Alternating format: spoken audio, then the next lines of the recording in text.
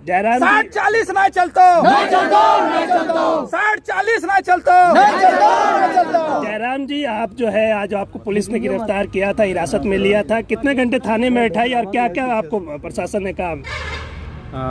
लगभग टाइमिंग तो एग्जैक्ट याद नहीं है, लेकिन हाँ 4 घंटा। तो और वहीं 2-3 को थाना का चक्कर लगाया गया क्योंकि सूचना उनको मिल रही थी कि इस थाना में है, तो लड़का लोग वहाँ पहुँच रहा था। इस तरह 2-3 थाना का चक्कर काटते काटते ग्राउंड में हम लोग को रखा गया था फाइनली, और फिर कागजी प्रक्रिया के बाद हमें छोड़ दिया गया है। क्यों हिरासत में लिया था, क्या कहा गया आपको? देखिए, हमें कहा गया कि मैंने आपकी उपस्थिति से आंदोलन में मैंने थोड़ा सा लग रहा है कि सरकार के ऐसे भी सरकार की नीतियों के खिलाफ हम लोग प्रदर्शन कर ही रहे हैं, तो उनका कहना है कि आपकी उपस्थिति हमारे लिए माने विधि व्यवस्था को डैमेज कर रहे, जबकि ऐसा कुछ नहीं था।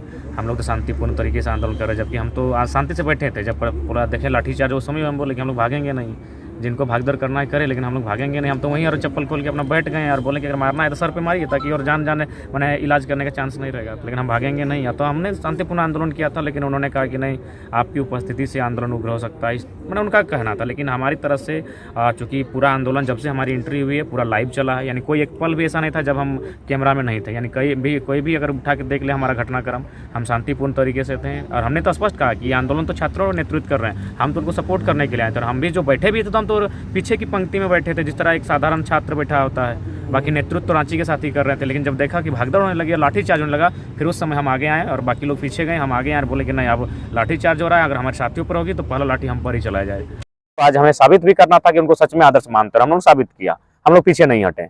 हमारे साथियों को किसी को 4 डंडा, किसी को 5 डंडा लगा, तो किसी का पीठ फटा, तो किसी का हाथ टूटा, इस तरह का बहुत सारा चोटिल हुआ। लेकिन हमारे जो साथी जो मेरे करीब थे वो भागे नहीं। बाकी तो खैर स्वाभाविक है, मानवीय व्यवहार है कि अगर लाठीचार्ज आंसू गैस तो लोग तो पीछे जाएंगे, उसके लिए हम लोग बुरा नहीं कहेंगे। लेकिन थोड़ा सा यही था कि अगर छात्र रुक जाते हैं एकजुटता के साथ, जिस संख्या के साथ हम लोग जमा हुए थे, तो शायद और बेहतर परिणाम होता। तो हमने तो स्पष्ट कर दिया था, दुनिया भाग जाए फर्क नहीं पड़ता है, हम लोग टिके रहेंगे। और आपको जो करना है, मारना है, सर फाड़ना है, लाठी से पांव तोड़ना है, हाथ तोड़ना है, फर्क नहीं, आपको केस भी करना है, जहां ले जाइएगा। और बिल्कुल हमने उसी परिचय दिया, क्योंकि आज शहीद आजम भगत सिंह का शहादत दिवस है। अगर उनको आदर्श मानते हैं तो पीछे हटने कोई सवाल नहीं है। वो असेंबली में बम फोड़ने के बाद खड़े थे, हम लोग उस आंदोलन में लाठीचार्ज होने के बावजूद खड़े थे, और वो हम लोग अभी भी खड़े हैं।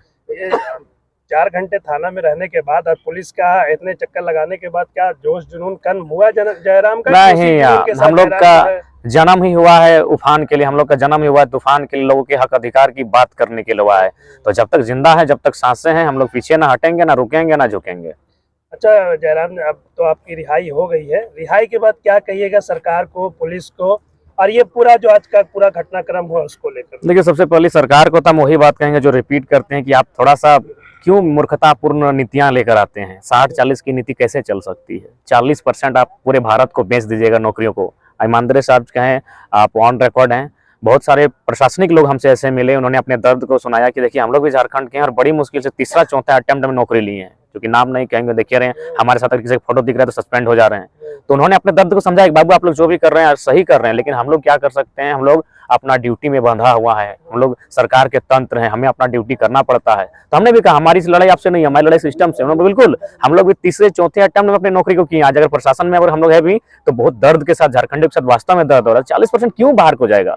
बिहार में 40% जाता है क्या? छत्तीसगढ़, उड़ीसा में 40% बाहर के राज्यों को जाता है क्या? तो फिर झारखंड चारा गांव क्यों बनेगा? 10% दीजिए, 90% झारखंडियों को रिजर्व हो। उसके बाद जितना जैसा जिला है, 24 का 24 जिला का सर्वे कीजिए, वहाँ कौन सा लोकल लैंग्वेज है, क्या भाषा संस्कृति है, क्या रीति रिवाज है, उनको 300 नंबर 400 नंबर का सिलेबस में डालिए। कोई भी एग्जाम ऐसा ना हो झारखंड का जिसमें कि माने झारखंडी भाषाओं के बिना एग्जाम हो। सभी भाषाओं, झारखंड की जितनी भी क्षेत्रीय भाषाएं हैं, जिला वाइज उनका सर्वे करें, उनको शामिल करें। उससे क्या होगा? बैरियर होगा। उड़ीसा जाइए, कितना सुंदर बैरियर लगा है, बंगाल चले जाइए, कितना सुंदर बैरियर लगा है। लेकिन झारखंड में अगर, कितना दुख का बात है और कितना बेहुदगी मैंने निर्णय लेकर आए, कितना शर्मनाक बात है कि इंग्लिश को भी यहाँ लोकल लैंग्वेज का मान्यता है। हाय रे, छी छी, कितना दुर्भाग्यपूर्ण इंग्लिश, जबकि हमारे पास तो पॉलिसी नहीं कि झारखंड का कौन है। इसका मतलब इंग्लैंड का भी बंदा आके आराम से एग्जाम लिख के पास हो सकता है, क्योंकि इंग्लिश हमारा लोकल लैंग्वेज है, क्योंकि हमारे पास कोई प्रमाण ही नहीं कि झारखंड का कौन है। अब तो इंग्लैंड का भी, अमेरिका का भी, आयरलैंड का भी और स्विट्जरलैंड का भी आदमी अंग्रेजी जानने वाला झारखंड में आके नौकरी कर सकता है, फॉर्म भर सकता है। इतना बड़ा बेहुदगी के साथ मजाक चल रहा है इस राज्य में। तो हमारी लड़ाई